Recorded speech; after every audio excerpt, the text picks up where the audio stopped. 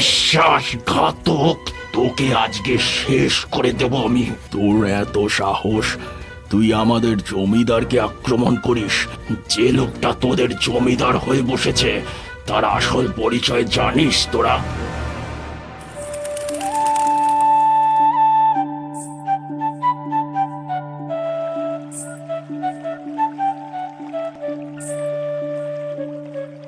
আমার কাছারিতে এত কাজ পড়ে রয়েছে আর তুমি আমাকে জোর করে মন্দিরে নিয়ে এলে। রোহিণী, কাজের কত ক্ষতি হয়ে গেল বলো তো।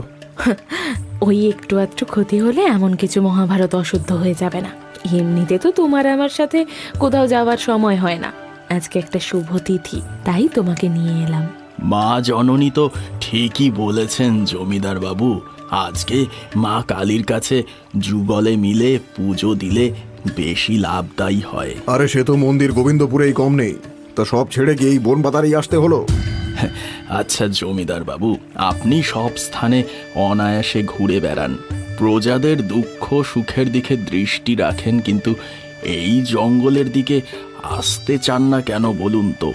আপনি একদম ঠিক বলেছেন গুরুদেব। আমিও দেখেছি, আগেও যখনই তোমাকে জঙ্গলের মধ্যে মা কালীর মন্দিরে আসতে বলেছি, তুমি নানাভাবে এড়িয়ে গেছো। কারণটা কি বলো তো? আরে আরে এসব কিছু নয়, তোমার মনের এসব ভুল রোহিণী। আর গুরুদেব, এটা আপনারও ভ্রান্ত ধারণা। মোটেই নয়। আপনি এই বলে মা জননীকে বোঝাতে পারবেন, কিন্তু আমাকে পারবেন না। বলুন না জমিদার বাবু, এর পেছনে কি কারণ রয়েছে? সেই বিষয়ে না হয় পরে কথাগুলো বলবো, আমরা এখন তো প্রায় এসেই পড়লাম। তখন দুপুরের সূর্যের তেজ কমে আসতে শুরু করেছে। পশ্চিম আকাশের কোণে হঠাৎই কালো ইস্পাতের ন্যায় মেঘ জমতে শুরু করেছে। জমিদার, রোহিণী আর গুরুদেব নৌকো থেকে নেমে জঙ্গলের দিকে এগোলেন। জমিদার অস্থিরভাবে বারবার চারিদিকে তাকাচ্ছিলেন, যেন তার মনে একটা দ্বন্দ্ব চলছে। গুরুদেব আকাশের দিকে তাকিয়ে বললেন, মা জননী, আকাশের গতি কিন্তু ভালো ঠেকছে না। পশ্চিম আকাশে মেঘ করেছে। এ তো মহা সমস্যার কথা গুরুদেব। বৃষ্টি নামলে এই জঙ্গলের মধ্যে আমরা যে দাঁড়াবো তারও উপায় নেই। আর এই অসময়ে বৃষ্টিতে ভিজলে শরীরও অসুস্থ হয়ে পড়বে। এই জন্যেই তোমায় বারণ করেছিলাম, কিন্তু তুমি তো শুনলে না। দুদিন বাদে আমায় কাজে গঞ্জে যেতে হবে, আর এই সময় বৃষ্টিতে ভিজে অসুস্থ হলে তো মুশকিল হয়ে যাবে। ওগো, এই যে তুমুল ঝড় উঠেছে, কোথাও গিয়ে আশ্রয় নিতেই হবে, নইলে যে গাছ চাপা পড়ে বেঘরে মারা পড়বো। হ্যাঁ, কিন্তু এই জঙ্গলের মধ্যে কোথায় আশ্রয় পাবো? ওই দেখো, ওইখানে একটা গুহা দেখা যাচ্ছে। শিগগিরই চলো ওইখানে ঢুকে দাঁড়াই। হ্যাঁ জমিদার বাবু, তাড়াতাড়ি। না না না, ওই গুহার মধ্যে আমি যাব না, কখনোই না। না না না। তুমি কি বলছো কি? ঝড়ের সাথে সাথে বৃষ্টি শুরু হয়ে গেছে। এই অবস্থায় এই জঙ্গলের মধ্যে থাকলে আমাদের প্রাণ সংশয়ে পড়তে পারে। দয়া করে জেদ করো না। না না না না না, ওই গুহার মধ্যে না। রোহিণী, তুমি বুঝতে পারছো না। জমিদার বাবু, আপনি বুঝতে পারছেন না। এই ঝড়ে খোলা স্থানে থাকলে আমাদের সাথে মা জননীরও প্রাণ সংকট পড়তে পারে। দোহাই লক্ষ্মীটি, আর জেদ করো না। শিগগির গুহার ভেতরে চলো, নইলে বিপদ ঘটে যাবে। আমি বললাম তো আমি যাব না। বাংলা ভাষা কি বুঝতে পারছো না? তবে তুমি থাকো তোমার জেদ নিয়ে। আমি চললাম গুহার মধ্যে, যা হয় হোক।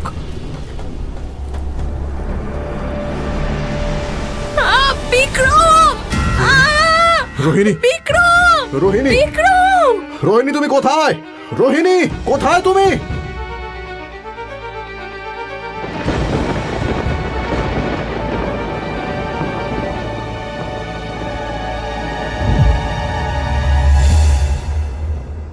রোহিণী, তুমি এইখানে এইভাবে বসে আছো কেন? এতদিন পর বুঝি আমার কথা মনে পড়লো বিক্রম? সর্দার, তুমি এটা কি করে সম্ভব? বিশ্বাসঘাতক, তোকে আমি নিজের হাতে তৈরি করেছিলাম, আর তুই আমার পিঠে ছুরি মারলি। সর্দার, আমি শয়তান, তোর জন্য আমার সব শেষ হয়ে গিয়েছিল, আর তুই এখানে ভদ্র মানুষ হয়ে জমিদারি করছিস। তোকে আমি... বাঁচাও, বাঁচাও, কে আছো? বাঁচাও! বিশ্বাসঘাতক, তোকে আজকে শেষ করে দেব আমি। গুরুদেব! গুরুদেব! তোর এত সাহস, তুই আমাদের জমিদারকে আক্রমণ করিস? তোকে আমি জমিদার? যে লোকটা তোদের জমিদার হয়ে বসেছে তার আসল পরিচয় জানিস তোরা? তার মানে কি বলতে চাইছিস তুই? বলবো, কিন্তু তার আগে আমাকে ওই পাপিষ্ঠকে মারতে সাহায্য কর। হ্যাঁ, সাহায্য কর, তাহলে তোকে সব বলবো, সব। আমার মন এখনো কলুষিত হয়নি যে একটা দুষ্ট আত্মাকে সাহায্য করব।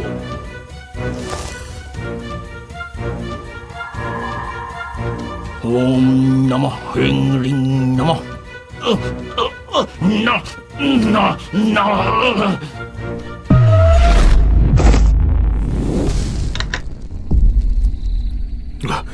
রোহিণী, রোহিণী, চোখ খোলো, চোখ খোলো রোহিণী, কি হয়েছে তোমার? চোখ খোলো।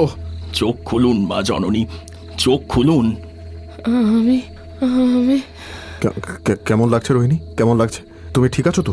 হ্যাঁ, আমি ঠিক আছি গো, কিন্তু কি হয়েছিল আমার? এক দুষ্ট আত্মা আপনার ওপর ভর করেছিল মা। না জানি সে কি সব উল্টো পাল্টা কথা বলছিল, জমিদার বাবুর আসল পরিচয়, আরো কত ফালতু কথা। কিন্তু আমি তাকে বন্দি করে নিয়েছি। জঙ্গলের গুহায় কত অপশক্তি বাস করে তার ঠিক নেই। না গুরুদেব, ওই অশরীরী উল্টোপাল্টা বা ফালতু কথা বলেনি। সে যা বলেছে তা সর্বতভাবেই সত্য। তার মানে তবে আপনি কে? আপনার আসল পরিচয়টাই বা কি? ওগো, তুমি এসব কি বলছো? আমি যে কিছু বুঝতে পারছি না। তুমি আর গুরুদেব আমাকে এখানে আসার পথে বারবার জিজ্ঞাসা করছিলে না যে আমি এখানে কেন আসতে চাই না? এর পিছনে অনেক বড় কাহিনী রয়েছে, যা অনেকবার চেয়েও আমি তোমাকে বলতে পারিনি রোহিণী। কি কাহিনী বলো, সবটা বলো আমায়, কিচ্ছু লুকিও না।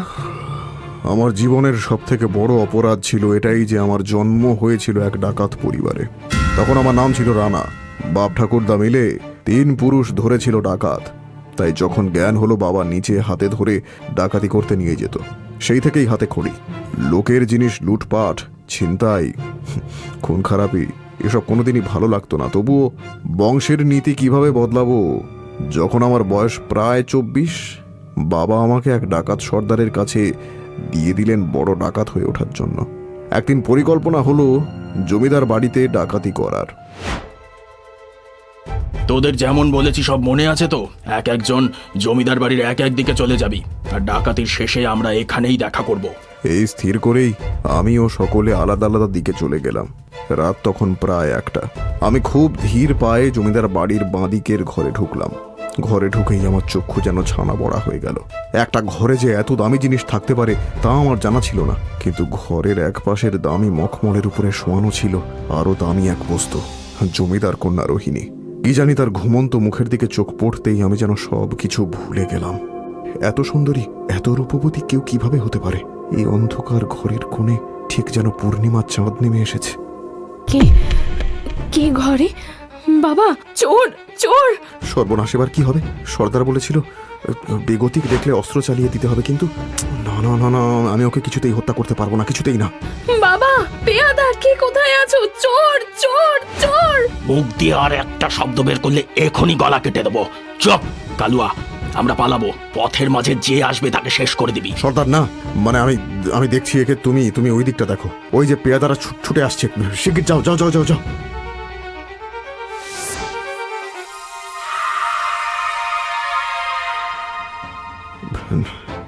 না জানি কেন আজকের মনটা এরকম অদ্ভুত লাগছে। বারবার মেয়েটার দিকে মন চলে যাচ্ছে। পালা সকলে পালা, কালুয়া ছুটে আয়। জলদি সর্দার, জলদি! ইয়া!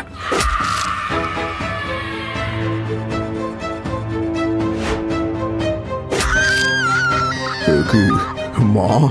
মা, এ কি হলো তোমার? মা, হেই, কে কোথায় আছিস রে? শিগগির ছুটে আয়। মা, মা।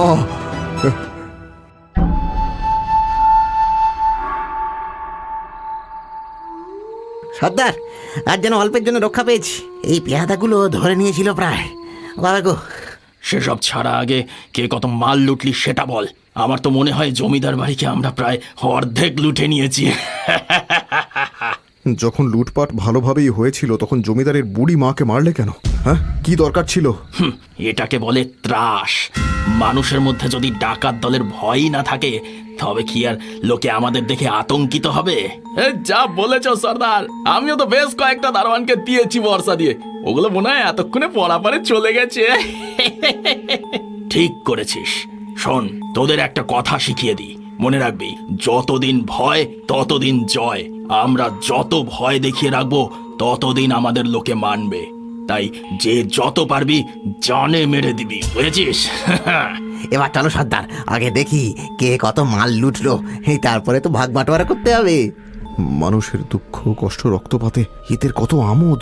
ছি ছি ছি ছি ছি। এরপরে কেটে গেল বেশ কয়েকদিন। এর মাঝে আমার যেন বারবার মনে হতো আমি কেমন যেন পাল্টে গেছি। ডাকাতি করতে যেতে একটু ইচ্ছে করতো না। বেশ কয়েকবার বাহানা করে সর্দারকে মানা করে দিলাম। সারা দিন রাত কেবল সেই মেয়েটার নিষ্পাপ মুখটা চোখের সামনে ভেসে ওঠে। ডাকাতদের আমোদ আহ্লাদও আজকাল বড় পানসে লাগে। সর্দার কিন্তু আঁচ করতে পারল। একদিন এবারে আমরা মিত্তির বাড়িতে ডাকাতি করতে যাব। বেশ বড়লোক বাড়ি, তার উপরে বাড়ির মন্দিরে একটা অষ্টধাতুর কৃষ্ণের মূর্তি রয়েছে, ওটা আমাদের চুরি করতে হবে। আর এবার কাজটা করবে রানা। আমি? কিন্তু হ্যাঁ, তুই। আগের বেশ কয়েকটা ডাকাতিতে তুই যাসনি, এবার তুই এটা করবি। সর্দার, আমি অনেকদিন ধরেই একটা কথা ভাবছিলাম, তোমায় বলবো, কিন্তু বলতে পারিনি। আমি আর ডাকাতি করব না, আমার ভালো লাগছে না। ডাকাতের ছেলের ডাকাতি করতে ভালো লাগছে না? কিরে, ডাকাতি করবি না তো কি ওকালতি করবি? হ্যাঁ, সর্দার, রানার মনে হয় ধমে কমে মন হয়েছে, ও মনে হয় পুজো অর্চনা করবে। কি বলিস রানা? আরে না না না না, ও ব্যবসা করবে, গোবরের ব্যবসা। সে তোরা যতই হাসাহাসি কর, সর্দার, এটাই আমার সিদ্ধান্ত। আমি আর পারবো না, এই পাপের ভাগী হতে আমার আর ভালো লাগছে না। আরে ডাকাতি করবি না তো কি করবি তুই শুনি? আমি এসব ছেড়ে বিয়ে করে সংসারী হতে চাই সর্দার, একটা সুস্থ জীবনযাপন করতে চাই। তোর মাথা ঠিক আছে তো? আমরা ডাকাত, এটাই আমাদের পরিচয়। পাগলামি করিস না, দিন দুয়েক বিশ্রাম নে, ভূত ছেড়ে যাবে। আজ্ঞে না সর্দার, আমি সিদ্ধান্ত নিয়ে নিয়েছি। আমায় ক্ষমা করো, আমি আসছি। যা হোক কিছু করে জীবন কাটিয়ে নেব, কিন্তু এই রক্ত, খুন খারাপি, লুটপাট এইসব করতে পারবো না আর। সর্দার, দেখলে রানার মাথাটা কি গেল নাকি? ওর মাথাটা কি হয়েছে আমার জানার দরকার নেই। ও যদি ফিরে আসে ওর জন্য মঙ্গল, নইলে ওর ওই মাথা যেন আস্ত না থাকে। ওটা কেটে আমি মায়ের চরণে দেব।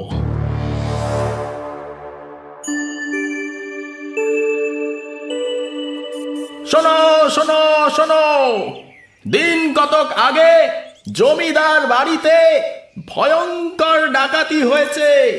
ডাকাতরা শুধু যে মূল্যবান সম্পদ লুট করেছে তাই নয়, তারা জমিদারের বৃদ্ধা মাকে হত্যা করেছে। যেই ব্যক্তি বা ব্যক্তিগণ ডাকাত দলের সন্ধান দিতে পারবে, জমিদার তাকে জমিদারের অর্ধেক পুরস্কার হিসেবে দেবে। শোনো শোনো কি আমার কি জমিদার বাবুর কাছে গিয়ে সবটা জানিয়ে দেওয়া উচিত? আমি জানি এটা করলে ডাকাত দলের সকলে ধরা পড়ে যাবে, কিন্তু এটা ওদের জন্য ভালো হবে। ওরা নিজেদের ভুল বুঝতে পারবে। হ্যাঁ হ্যাঁ হ্যাঁ, আমার জমিদার বাবুর কাছে যাওয়া উচিত।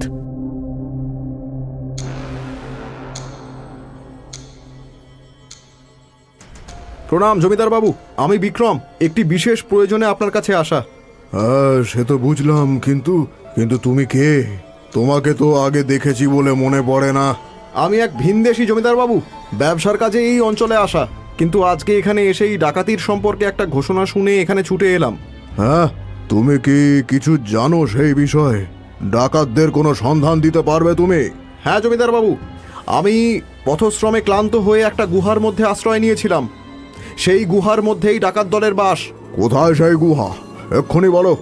যদি তোমার কথা মিথ্যা প্রমাণিত হয় তাহলে কিন্তু তোমায় কঠিন শাস্তি পেতে হবে। আমি জানি জমিদার বাবু, তবুও বলছি, আমি সত্যি কথা বলছি। নদী পেরিয়ে দক্ষিণ পশ্চিম প্রান্তের জঙ্গলের মধ্যেই এই গুহা রয়েছে। যদি সত্যি ওই ডাকাত দল ধরা পড়ে, আমি তাদেরকে নিজের হাতে শাস্তি দেব। ওদের জন্য আমার মা।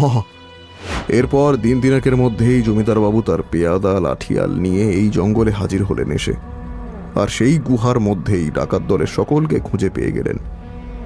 কেবল ছিল না সর্দার। জমিদার বাবু অত্যন্ত আনন্দিত হয়ে আমাকে ডেকে পাঠিয়ে বললেন, ধন্যবাদ, ধন্যবাদ, সত্যি তোমাকে অশেষ ধন্যবাদ। শুধুমাত্র তোমার জন্যে আমি ওই দুর্ধর্ষ ডাকাত দলকে ধরতে পেরেছি, আমার মায়ের হত্যাকারীদের ধরতে পেরেছি আমি। ধন্যবাদ দেবেন না জমিদার বাবু, এটা আমার কর্তব্য। এই মুহূর্তে আমি আমার কথা মতো তোমাকে নিজের জমিদারির অর্ধেক, ক্ষমা করবেন জমিদার বাবু, কিন্তু আপনার ধন সম্পত্তি আমার চাই না। তবে তবে কি চাও তুমি? আমি আপনার মেয়ের সাথে বিবাহ করতে চাই জমিদার বাবু। রোহিণীকে? বেশ বেশ, তোমার জন্যে আমি আমার মায়ের হত্যাকারীদের ধরতে পেরেছি, এবার আমার কথাও আমাকে রাখতেই হবে। শুভ দিনে আমি রোহিণীর হাত তোমার হাতে দিয়ে দেব। তার মানে তুমি ভিন দেশীর মিথ্যে পরিচয় দিয়ে বিয়ে করেছিলে, আর বাবা তোমাকে বিশ্বাস করে আমার সাথে বিয়ের সাথে সাথে জমিদারির দায়িত্বও সঁপে দিয়েছিলেন। আমাকে ভুল বোঝো না রোহিণী, না আমি তোমাকে ঠকাতে চেয়েছি আর না তোমার বাবাকে, কিন্তু চেয়েও আমি সত্যিটা বলতে পারিনি। এতদিন আমি একটা ডাকাতের সাথে ঘর করেছি। এরকম বলো না রোহিণী, এরকম বলো না। আমি বাধ্য হয়েছিলাম ডাকাত হতে, তাই তো ওদের দল ছেড়ে দিয়েছিলাম, আর আজকে সেই সর্দারের ভূতই তোমার উপরে আক্রমণ করেছিল। সর্দারের ভূত? তার মানে সর্দার ও? সর্দার প্রথমে ধরা পড়েনি, কিন্তু এক ডাকাতি করতে গিয়ে সে গুরুতর জখম হয়েছিল, আর তারপরে আর কোনো দিন তার কোনো খবর পাইনি। কিন্তু আজকে বুঝলাম সে মারা গিয়েছিল এই গুহাতেই সঞ্চিত রয়েছে তার সমস্ত লুণ্ঠিত ধন। দেখবে? হ্যাঁ। জমিদার এই বলেই উঠে গুহার একটা স্থানে চাপ দিতেই ঘর ঘর শব্দে একটা দেওয়াল সরে গেল, আর নিমেষেই ঘরটা ভরে উঠল উজ্জ্বল আলোয়। রোহিণী আর গুরুদেব বিস্ফারিত দৃষ্টিতে দেখল সেখানে ভর্তি সোনা দানা, গয়না, হিরে জহরত। জমিদার বলল, যদি আমার সম্পদের লোভ থাকতো তবে আমি এই সব নিয়েই থাকতে পারতাম রোহিণী, কিন্তু আমি এসব চাইনি। আমি তোমাকে চেয়েছি, শুধু তোমাকে। তাহলে এই সব অফুরন্ত ধন সম্পদ কি হবে জমিদার বাবু? এগুলো যে পাপের সম্পদ গুরুদেব, আমি এগুলোকে স্পর্শও করতে চাই না। আমাদের প্রয়োজন না থাক, কিন্তু এই সম্পদের মাধ্যমে বহু গরিব মানুষের প্রয়োজন মেটানো সম্ভব, আর তাই এই সম্পদ দিয়ে আমরাও গরিবদের জন্য হাসপাতাল, বিদ্যালয় নির্মাণ করব। তুমি আমাকে ক্ষমা করে দিয়েছো রোহিণী। তোমাকে ক্ষমা করার মতো যোগ্যতা আমার নেই গো, যে এত পরিমাণ সম্পদ হাতে পেয়েও এমন নির্লোভ হতে পারে সে কতটা মহান আমার বুঝতে কোনো অসুবিধা নেই গো। আশীর্বাদ করি আপনাদের জীবন এই রকমই আনন্দময় আর সুখের হোক।